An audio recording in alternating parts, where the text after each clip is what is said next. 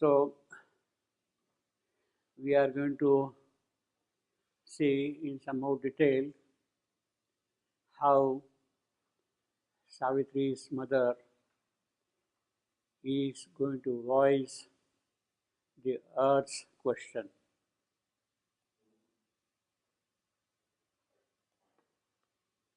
How she going to voice the earth's question? She going to speak something on our behalf, something which keeps on haunting us all the while about the puzzle of this world, the mystery, the enigma, the riddle that we see all around here. On the one hand, you have the worlds of light and joy and happiness and power and strength and beauty and love. And on the other, you have something exactly opposite to that: mortality, death, suffering, pain, anguish. And naturally, the question arises in your mind: why it is like that? Why it is so? Is it by mistake that this has happened? Is it by some deliberate working of things this has been brought about? Is there some meaning in the entire operation here, in the cosmic working of things here? So these are sort of natural questions which arise in our mind. But at the same time,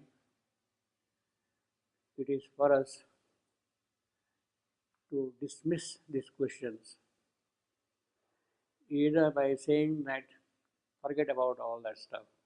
We are here, we are living a life, let us enjoy it, let us make best of it, let us see what we can do about it, and forget the rest. But that does not always satisfy us, convince us. There is something which keeps on sort of crying within us. No, no, no. Why? Why? The call for immortality, the call for permanence, the call for joy is always there in us. It may be a very feeble call, it may be a very weak call, but it is there and it does not leave us satisfied with these kind of half answers of things, you see. It keeps on pushing us all the while. You see. Now, it is basically that thing which Savitri's mother is asking Narad. And the occasion for her to raise this question is about the fate her daughter is going to meet. She is prompted by that. In other words, everything has matured up to the point that this question must be raised. This question must be raised. Savitri has discovered love, but she is going to see doom also. And the conflict between love and doom is something which does not keep her happy. Why? Why? That keeps on constantly haunting her. And she wants a real and authentic answer for this earth's question. This earth's question. She wants an authentic answer for that. And who could be a better person to answer that question than Narad? He is the right person who can really answer that question. If the ways of God have to be justified to man, that is the question which was posed by Milton in his Paradise Lost, right on the very first page of Paradise Lost, to justify the ways of God to man. That was the question. So, the riddle of this world is getting again connected with the question which was posed by Milton in the Paradise Lost, to justify the ways of God to man. Now, of course, it may be rather unkind to say that Milton was putting the whole thing in a very improper manner, with an improper perspective, justifying the ways of God to man. Who is man? That the ways of God should be justified to him. Who is he after all? He is none. Nobody. He has no capacity of any kind. And why should I engage myself to justify the ways of God to man? You find your own solution. You better struggle a little and try to get an answer of yourself. There is no necessity of justifying the ways of God to man. See, that is the natural answer. Now, that is the kind of a difference you see in the poetry of Paradise Lost and the poetry of Savitri. He doesn't raise the question in that manner. First question is a basic question. Why? What am I supposed to do? What is my urge? What is my expectation? Not the question of justifying. Why? And the whole of description which is there now is in that context. So you see the difference immediately between a literary epic, that is Paradise Lost, and a spiritual epic, that is Savitri. You have something deeper in it, something of a fundamental nature in the working of the cosmic system here. And in that sense, you cannot really compare Savitri with Paradise Lost, frankly speaking. In fact, to justify the ways of God to man, most of the time we are busy. That is what the rationalists will keep on doing all the while. The modern philosophers, modern intellectuals, they will keep themselves busy by justifying the ways of man to God. We justify our ways to God. Yes, yes, yes, God should be like this, God should be like this, God should be like that, you see. That is normally what happens, you see. In our case, in the modern rational age, you see, we justify man's ways to God. So God better mend his ways, change his approach or whatever it is, you see. So you can see the kind of completeness which is there in the entire logical development of the answer which is coming here in this context. Ask question to the inscrutable puff. That is of course a different story, but basically ask question. That is our basic question all along, you see. And then, as I said, this is a wonderful phrase, passionate like sorrow. That is how the voice of the earth, the question is raised, so passionate. I mean, it is such an intense identification of the human soul with the soul of the earth that it has become a passion. Passion also. Yes, yes, yes. Why? Why all these things? Why? So it is that identity of Savitri's mother with the earth's soul which is raising this question, and it is in that context Narad is going to say something about that, which is again a very unique thing. Now, these 7 lines, there is a little editorial history behind this. These 7 lines. A while she lost the spirit's tranquil poise, a while she shared the lot of common souls, and bore the heavy hand of death and time, and felt the anguish in life's stricken deeps. These lines were there in the first edition of Savitri, as they are. But these 7 lines were put as an alternative version in this centenary edition of Savitri, in 1972 edition of Savitri. They were not in the main text, they were given as footnotes, these 7 lines. And then a further thing occurred. In the revised edition, these 4 lines are a part of the text, but these 3 lines are dropped in the revised edition. So like that it keeps on happening. But I think, in my opinion, I mean there is a kind of a completeness in the entire description what we have got here. And it is good that we should go by the first edition of Savitri that we see in that sense.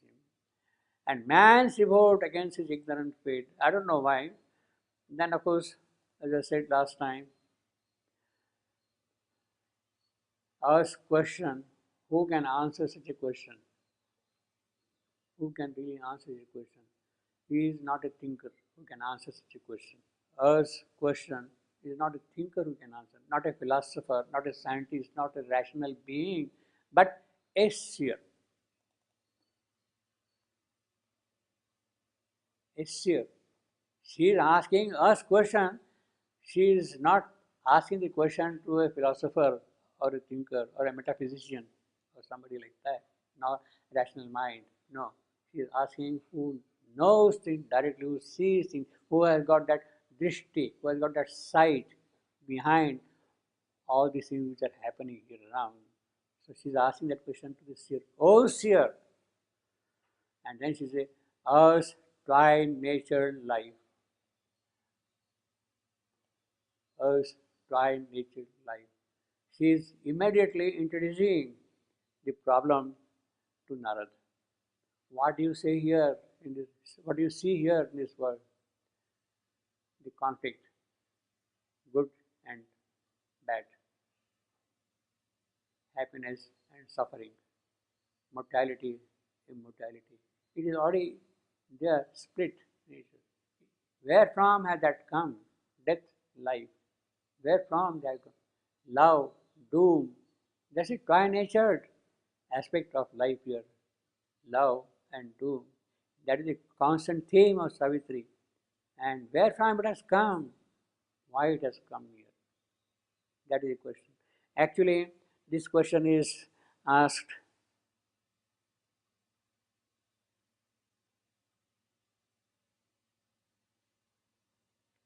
earlier also. We'll see, for instance, now 24.4.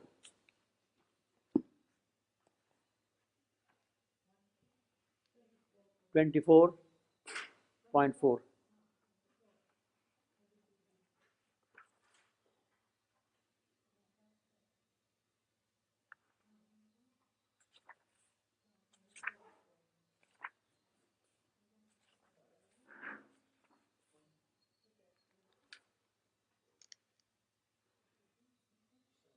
About the entire nature of this world. This is a very beautiful sentence. In fact, it tells the whole story of the tri-natured life in a certain sense, in a deeper sense.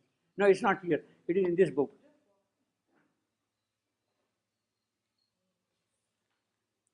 Ascending and descending twixt life's poles, tri-natured life, ascending and descending from above down below, something rising from below. The serried kingdoms of the graded law plunge from the everlasting into time. From everlasting into time. That is the descending. Then, glad of a glory of multitudinous mind. Why it has plunged? Because it wants to become multitudinous. It wants to become many. It doesn't want to remain one. It wants to become many. Glad of a glory of multitudinous mind and rich with life's adventure and delight. I want new things to happen in life constantly. I don't want to remain static in a given state of happiness. I don't want to remain in a typal world. The gods are happy, people are happy in those respective planes. Gandharva, they're happy, merrymaking all the while. But it is a frozen happiness. It is typal happiness. It does not change, it does not increase, it does not recreate itself in new ways.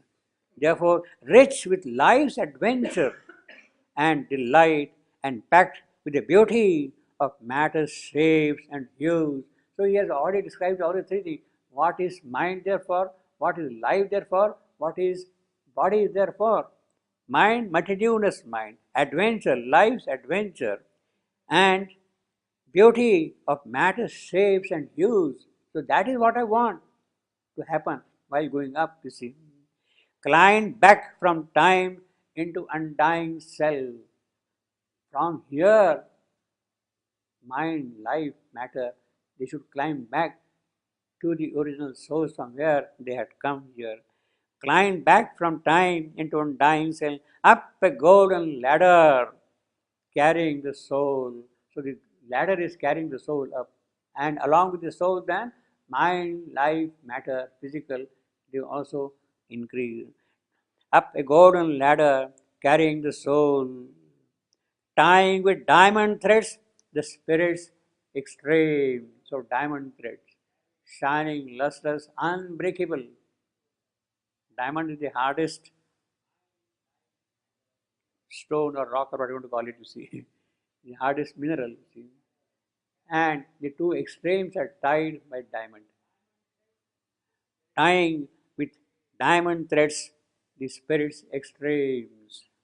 In this drop from consciousness to consciousness, each leaned on the occult inconscious power. So while things are coming down, it is leaning on what is present already in the inconscience.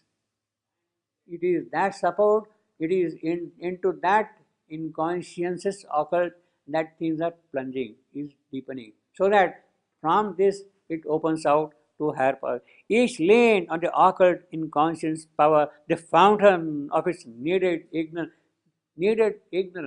That is important. If you want to grow year from year, ignorance is the starting point. Without that, things cannot happen. Needed ignorance. As maison of the limits by which it lives. It lives by limits. It has limited itself. So that then only a form, a shape, a name, something like an individuality is created. And it is that individuality which must be multiplied. And it is that which has to rise up. This already. So it is plunging up so that this comes up from below. These are the tri-nature life is what is happening here in our context. In our context, this is what is happening here, you see. Constantly is happening. That's the basis of that thing. And then we have a little later on in the same book, 108.4.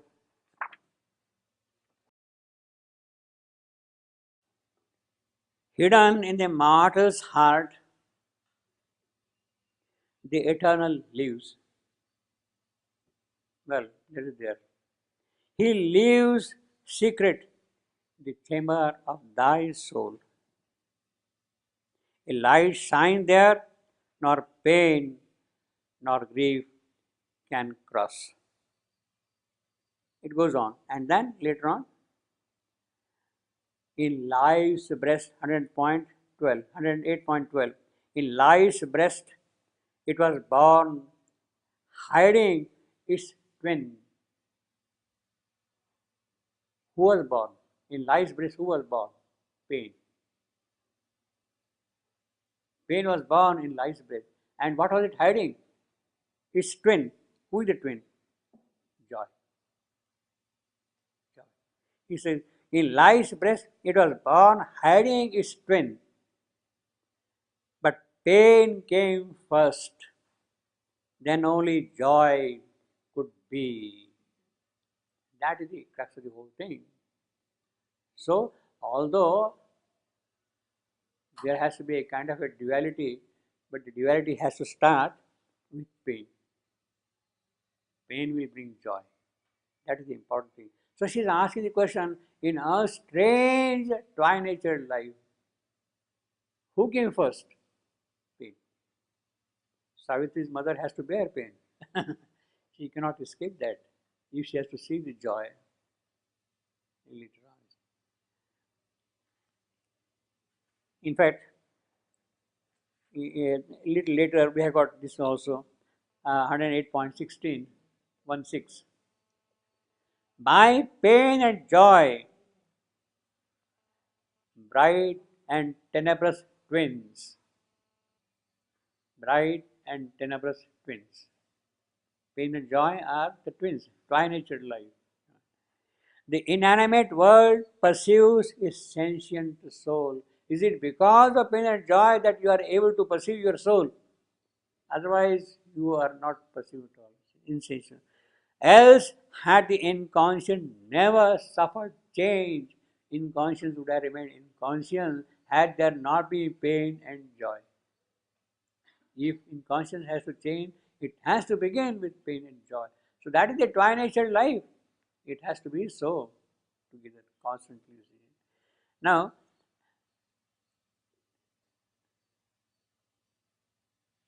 by pain and joy, the bright and tenebrous twins. They are the twins, joy and pain. Now, of course, uh, in the strictest analytical sense, it should have been by pain and joy, the tenebrous and bright twins. Tenebrous would stand for pain and bright for joy. But here the order is reversed. The order is reversed. Now, so from a strict logical point of view, this order is in the reverse here, you see. And that is necessary because poetry demands it that way. By pain and joy, the bright and tenebrous twins. That is the line. Had you read it like this? By pain and joy, the tenebrous and bright twins. The rhythm is lost. The rhythm is lost, you see.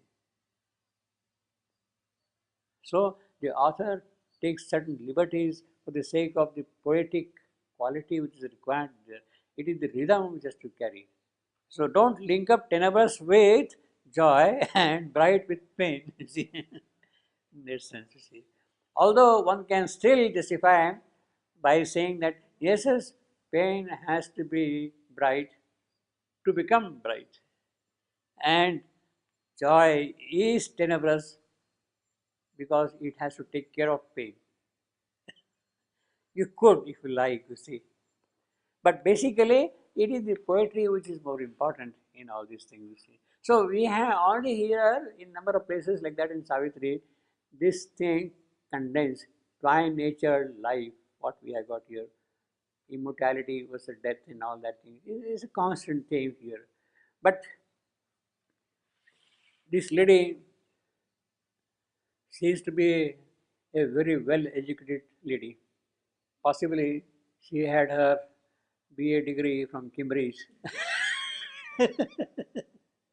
You see, because she's talking of necessity and free will and chance. She's talking of necessity and free will and chance, you see.